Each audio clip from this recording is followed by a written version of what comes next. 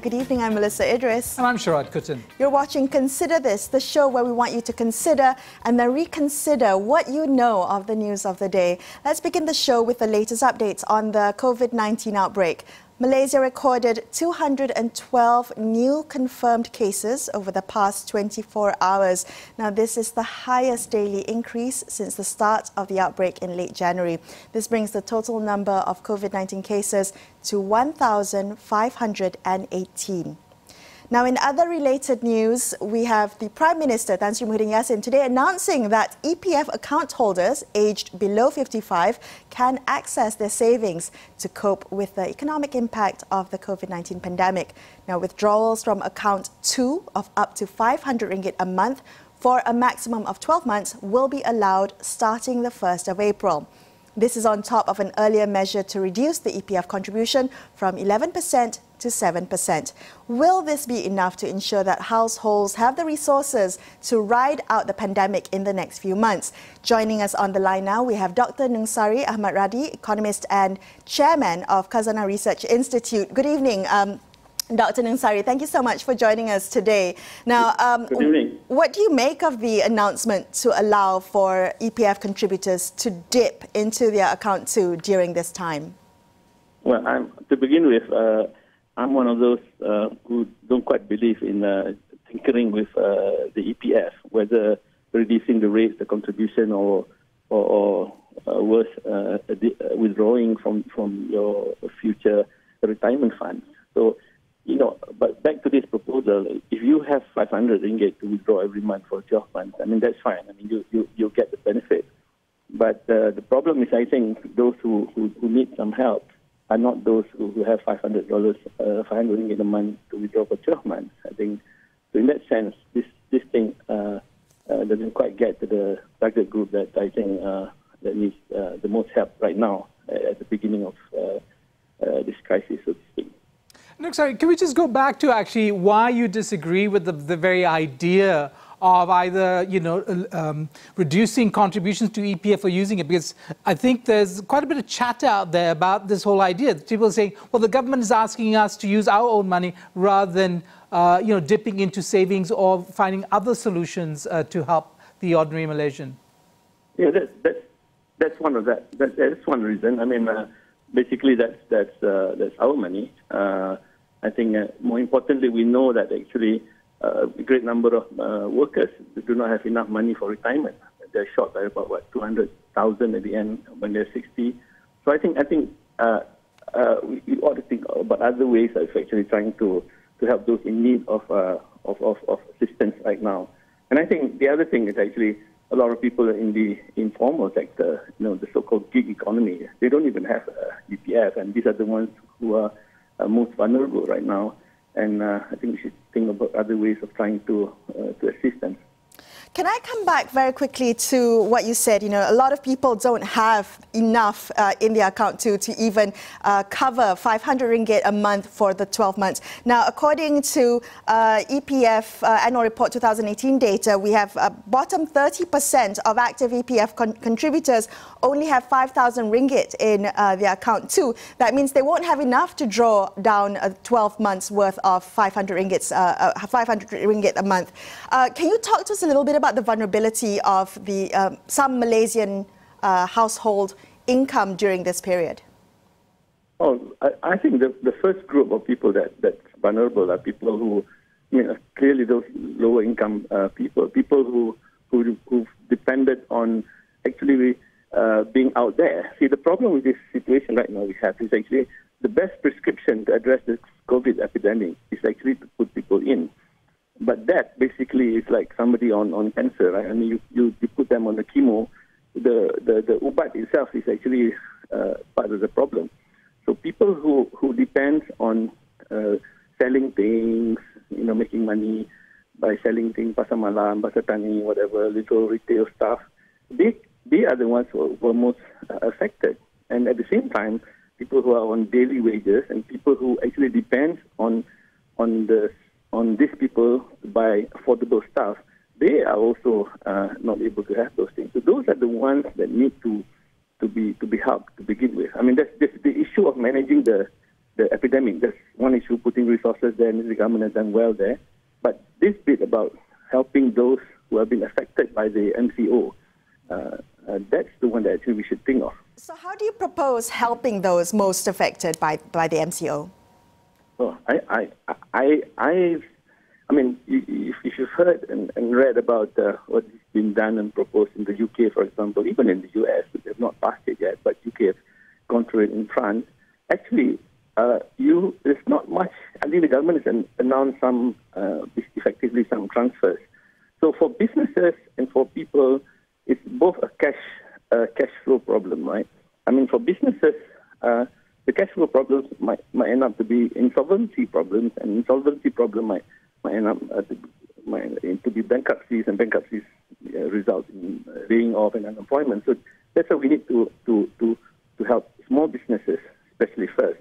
But at the same time, you also have workers who are affected by this. So short of transfers, to me, short of transferring cash, that's what you need. This is not about trying to manage aggregate demand or trying to hit some growth numbers. This is just to keep households and businesses afloat while we overcome this. Can you tell us about what you think might be the constraints that government's under at this point in time? We have crude prices at half of what it was expected, so on and so forth.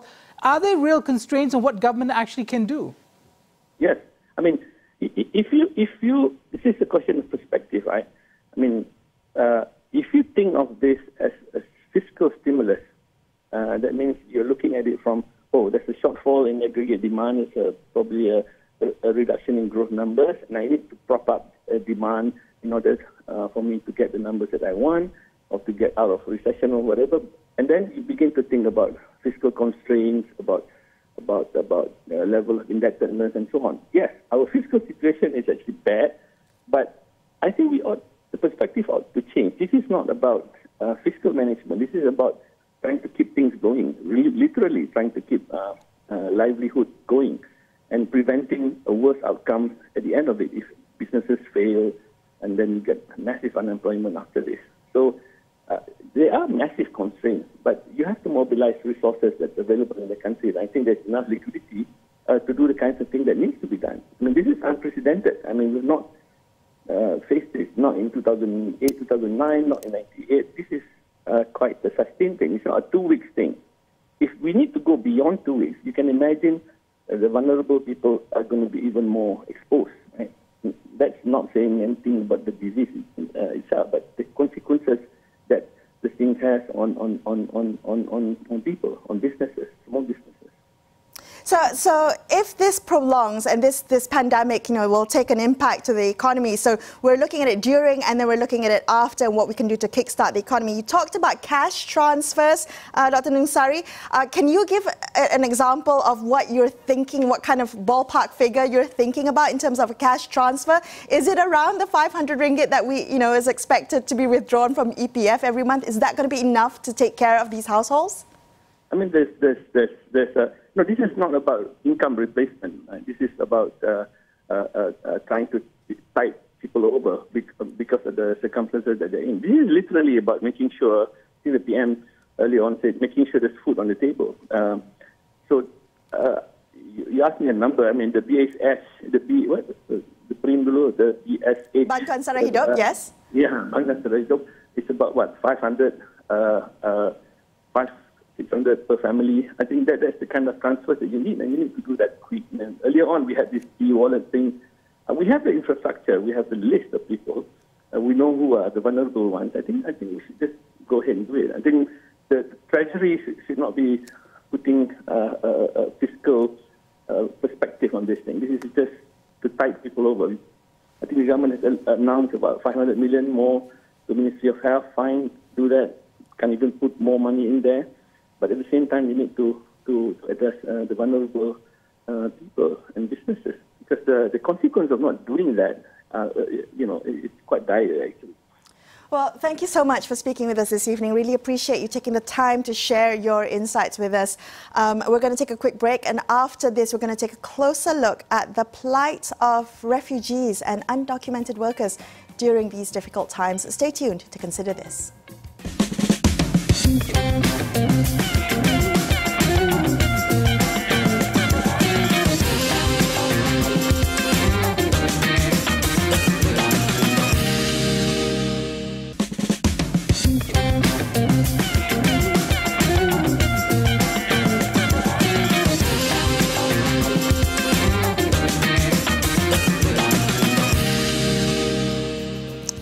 Good evening, I'm Melisa. Idris, with me Sharaad, Kuttan. Now, we just heard from Dr. Nungsari Ahmad Radi, economist and chairman of Khazanah Research Institute, following news that the Prime Minister today announced that EPF account holders aged below 55 can access their savings to cope with the economic impact. As Dr. Nungsari said, this is to make sure there is food on the table. But I have some statistics to share with you today. Now, the bottom fifth of all EPF members, regardless of age, have average savings of about 7,000 ringgit in both accounts. That means if we disaggregate that further, half of active EPF members have about 7,000 ringgit in account 2. The bottom 30% has 5,000 ringgit in account 2, meaning that that wouldn't be enough to draw down 500 ringgit a month for 12 months. That's 30% of EPF members. Right, Melissa, and that of course, exposes the realities that have been spoken about over the years of how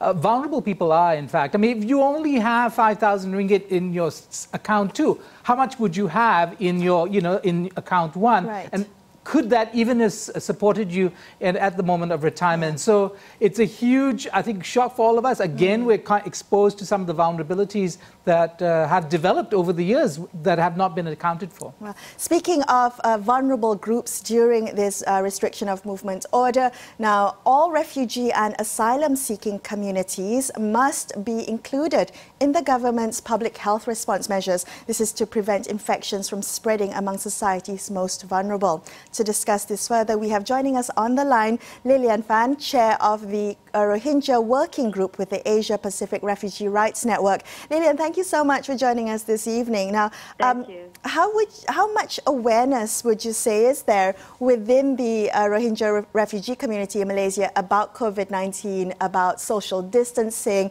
about even testing? I mean, have they been included in the public health response? I think what we've seen is that actually in the last few days there has been much more of a concerted effort on the part of the government to ensure that they are working with the right agencies and NGOs, including UNHCR, Mercy Malaysia, Emirat, and the Malaysian Relief Agency, to actually actively join hands to ensure that they're reaching out to communities on the ground. So I think, when this movement restriction order first started, a lot of NGOs, together with HCR, have been working really hard to get materials out in a consistent way in terms of both prevention material in various languages. And let me emphasize, it's not just the Rohingya community. That's one refugee population here. But we actually in Malaysia have many asylum-seeking and refugee populations. And also affected by this are the migrant population, particularly the undocumented migrants. So it's really all those communities who really do need extra outreach. And I think what we've seen, thankfully, in the last few days has been much more awareness on the government's part that there has to be a particular kind of outreach towards this group. Actually, early on already, there was a circular that was put out by the Ministry of Health, even as early as the 29th of January, which basically exempted all foreigners, including, basically regardless, they didn't mention refugees, but it's basically regardless of immigration status. All foreigners who have symptoms or are a suspected case are exempted from fees for screening and testing and treatment if they are indeed positive.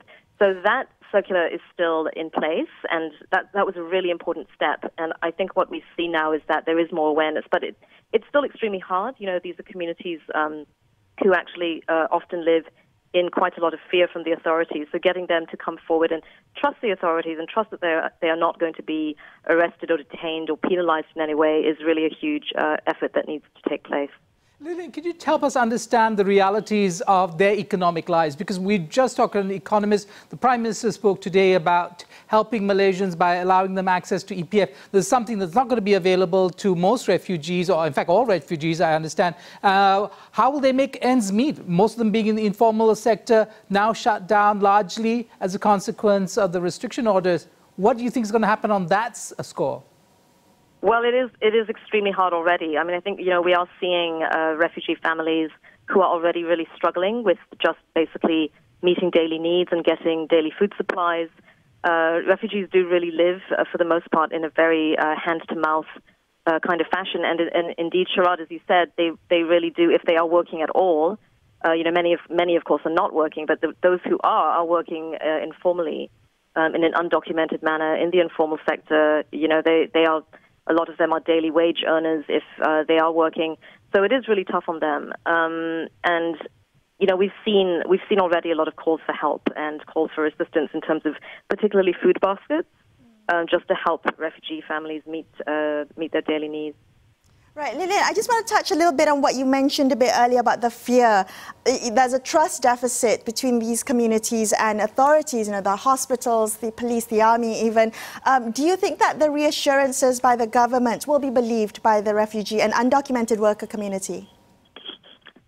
So we've actually done a lot of work to try to explain to the refugee community that, number one, that they can receive free tests and treatment if they are, of course, if they were exposed directly and if they were part of the tabligh, the Ijtima tabligh at Sri Petaling, quite a few of them were. So that was really important to get that message out. But then, many of them didn't actually believe that they wouldn't get arrested. So even just until a few days ago, we had identified communities, some of them who either had been to the tabligh gathering or who had been exposed to those who had been to the tabligh gathering.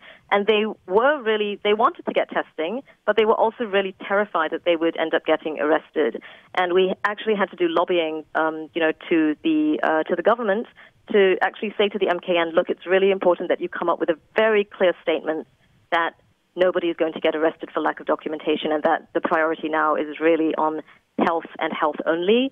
And that announcement was actually finally made yesterday by the Minister of Defense, which was really welcomed. And as soon as that message came out, literally within the hour, there were Rohingya and Burmese voice messages, explaining that message that were going around to the networks, all the WhatsApp groups. The communities actually started coming out. I mean, literally yesterday itself, we actually saw an increase, and today as well, of refugee and migrant communities who were much more ready to come forward. Well, Lilian, thank you so much for speaking with us tonight and for the good work that you're doing. Thanks for sharing your insights with us. Now, we're going to take a quick break. After this, we're going to look at the ways in which the conversations around that tabligh cluster have been framed. We'll be back with more on Consider This, so stay tuned.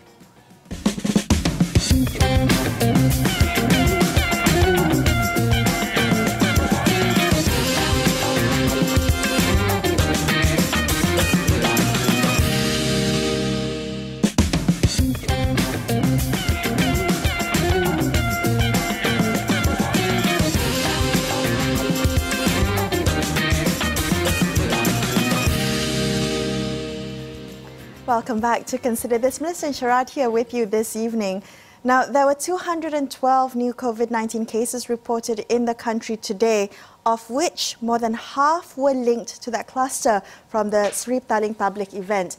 Now, in reaching out to those who attended the event to come forward, Health Director General Datuk Dr. Nur Hisham Abdullah said that he didn't want to stigmatize them, but the stigmatization is already happening. And to discuss this further, we have joining us on the line Ahmad Fuad Rahmat, Assistant Professor with the School of Media, Languages and Culture at the University of Nottingham, Malaysia. Fuad, good evening. Thank you for joining us. Now, what have you noticed, Fuad, in the ways in which the conversations about the tabligh cluster have been framed lately? Well, I think the second wave of infections caught us off guard. And I think the public just needed a scapegoat, and the tabligh case became an easy, convenient excuse for why things are getting worse, and I think it just grew from there. I should also note that the second wave of infections happened in the midst of political turmoil and political uncertainty. So there was already a general atmosphere of anxiety, a lack of confidence in the system, and I think that just fed into this need for a boogeyman. And unfortunately, it's taking the form of this tabligh group, which I think we should always keep in mind. They've done everything they can to cooperate with the system. Well, and precisely one of the issues is, do people even recognize that the prejudice that they're expressing is in fact prejudice? Some people will say, look at the numbers. The cluster is contributing a huge number to significant amounts to that overall number. They also note the numbers of people who did not volunteer to be tested coming from that movement. So people might not actually accept that what they're expressing, negative feelings they're expressing towards the Tabligh movement, is in fact prejudice. Yeah, so some of the details that are lost in the noise, as it were, is the fact that the gathering happened on the 28th of February. So this was long before there was this mass consciousness of what's happening. And, it's not like the government issued a directive against gatherings. This was just part of, quote-unquote, everyday life at that time. And, let's give credit where it's due. The Tabligh organization and many other affiliated groups, have spoken to the authorities. They've, in fact, encouraged everybody who's present on that evening to step up and be tested. And, in fact, if I'm not mistaken, I don't know what the latest numbers are, and this came from the Tabligh representatives themselves, close to over 95% of the people accounted for on that night have stepped up to get tested, and the rest are cooperating. So that tends to get lost in the discourse, unfortunately. Is the Tabligh movement aware that they are, in fact, being framed in a negative fashion by some segments of Malaysian society?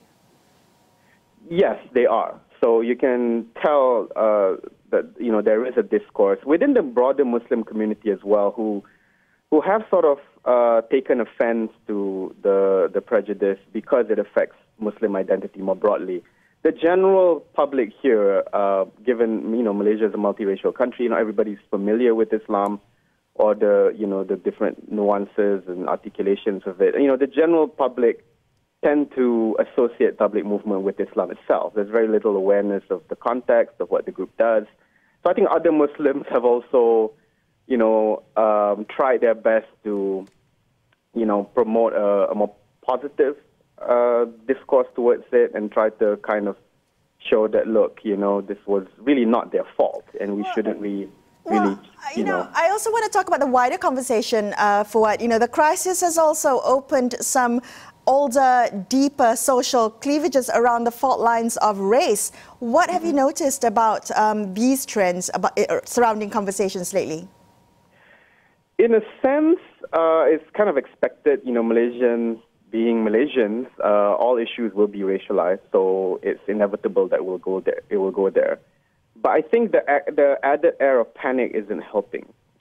So what's happened is that you've just seen willful disinformation. People spreading false photographs and images of, there was one infamous one from 2 days ago where supposedly in a hospital in Ipoh, Tabligh members were still sort of,